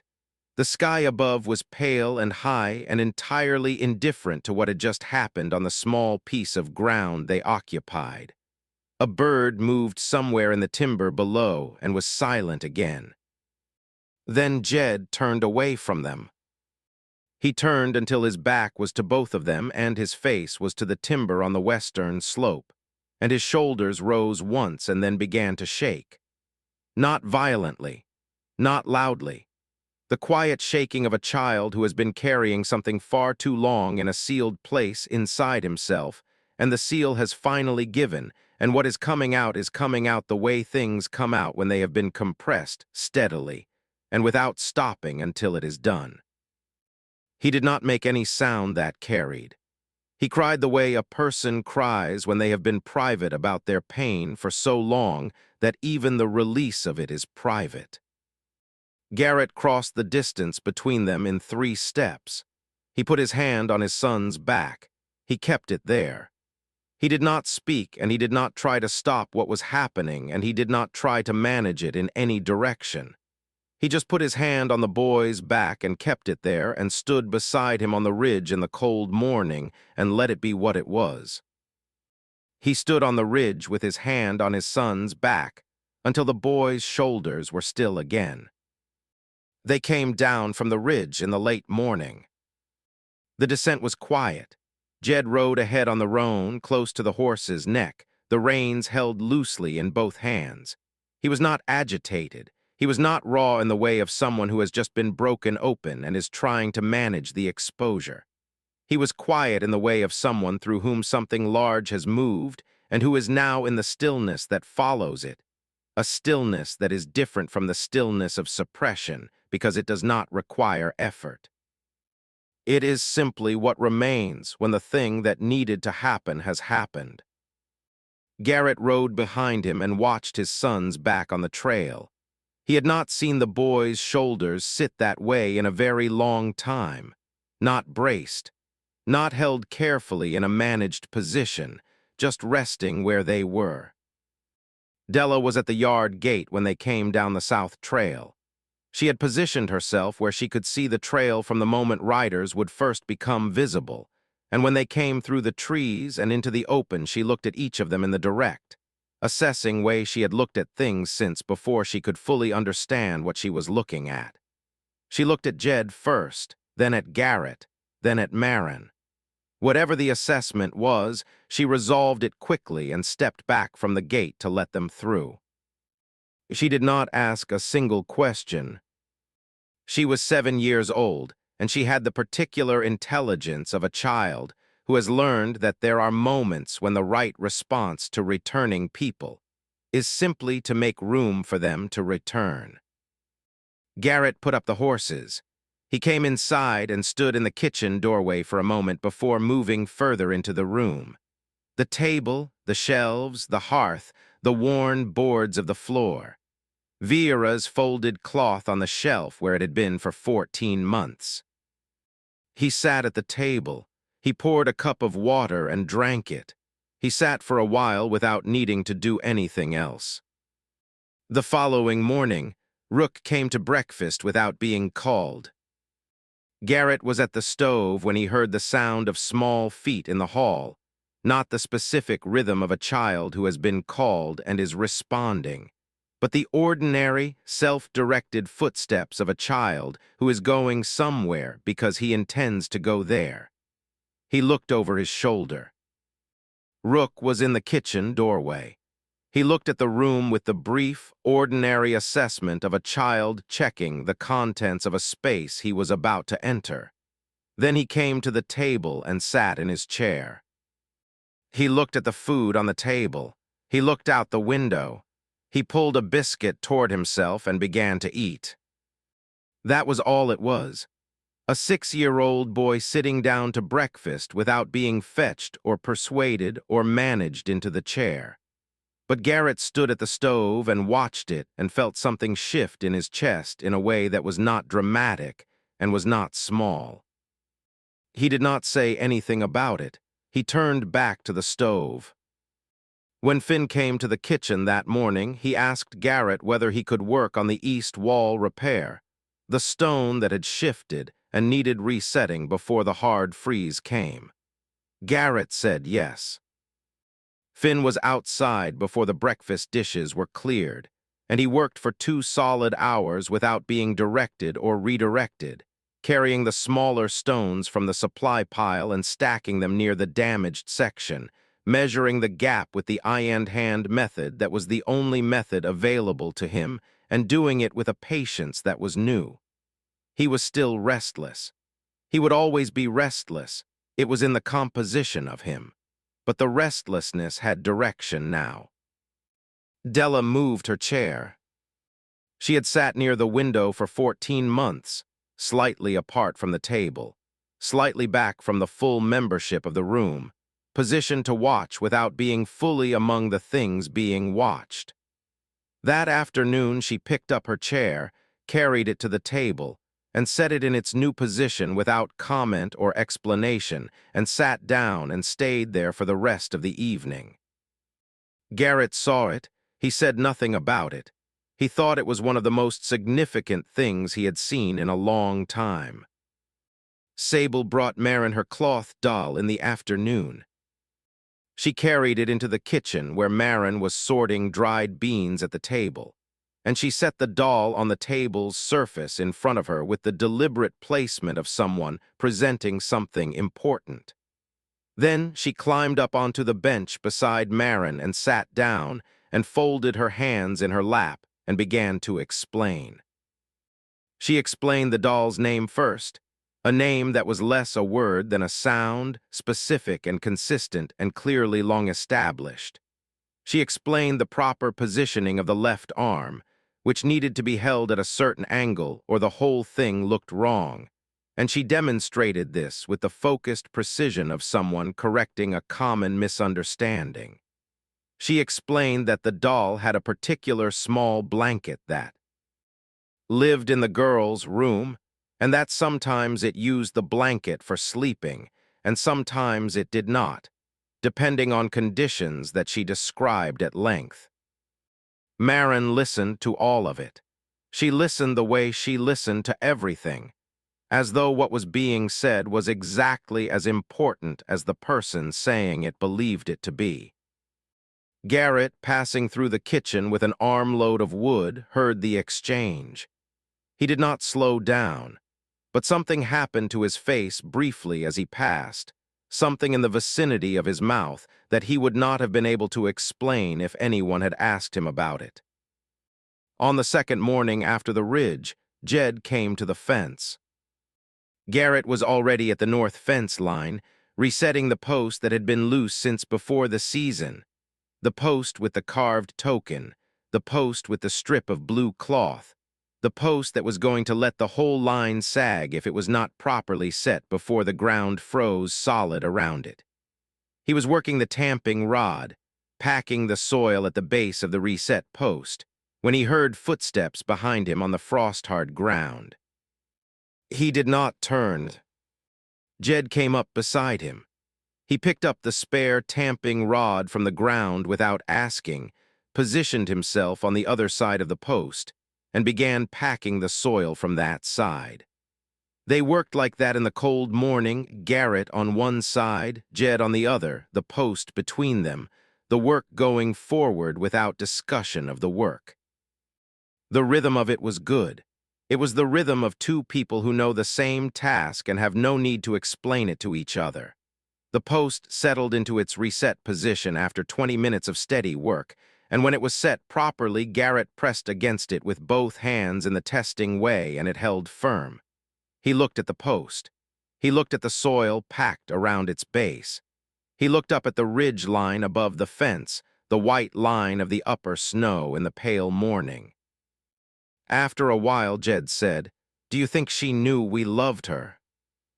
He said it to the fence post, or to the air above it, in the way that people sometimes direct the most important questions they have toward something neutral, because looking at the person they are asking would cost too much. Garrett kept his hands on the post. He thought about her, what she had carried, and how and why. "Yes," he said, "I think she knew." Jed nodded once, a small, precise movement. They worked in silence after that. The post was set and the line was sound and there was other fence to check, and they moved along it together in the cold morning without speaking further. The silence between them had something in it now. Not the silence of managed distance, not the silence of a sealed room. The silence of two people who have said what needed to be said and are now simply in the same place together, which is enough. On the third morning, Marin began to pack her things. She did it in the work shed, moving through her belongings with the same unhurried thoroughness she brought to every task, folding what needed folding, checking what needed checking. Her pack was not large. She traveled with what was necessary and had not accumulated anything beyond that during her time on the property. By mid-morning, she had the pack ready and had brought it to the porch step and set it there. The children found out. Not because anyone told them. The house communicated these things in its own way, through the quality of a morning that was different without being obviously different, through the absence of Marin from the kitchen at the usual breakfast hour, through the location of the pack on the porch step where there had been no pack before.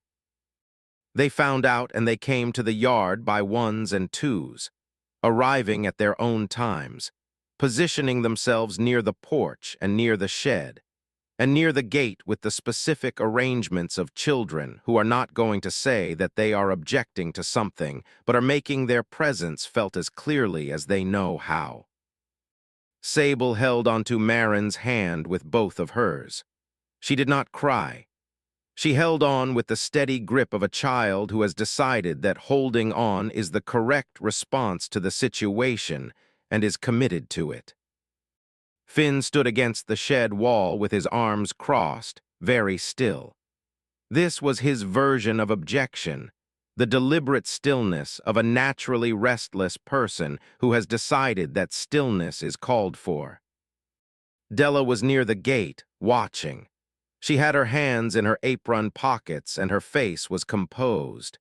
She was watching Marin with the look she used for watching things she was trying to memorize. Rook sat down on the ground directly beside Marin's pack and planted himself there. He did not look at anyone. He simply sat beside the pack with the solid, compact quality of a small person who has decided that the pack is not going anywhere and is prepared to be part of the reason why. Jed was the last to come out of the house. He came across the yard at his own pace and stopped in front of Marin. He put his hand in his coat pocket and took out the carved wooden token. He held it out to her. He looked at her while he did it directly without looking away. She looked at the token in his extended hand. She looked at his face. He said, "You should keep it." He paused for a moment. "She would have wanted you to." Marin took the token from his hand. She closed her fingers around it slowly, feeling the weight of it, the specific notches along its edge. She held it in her closed fist, and she looked at Jed with the full directness of her attention, not as an adult looking at a child, not with the patronizing warmth of someone making allowances for youth. As the person he actually was, completely and without diminishment. She said, "You are a good son." Jed nodded.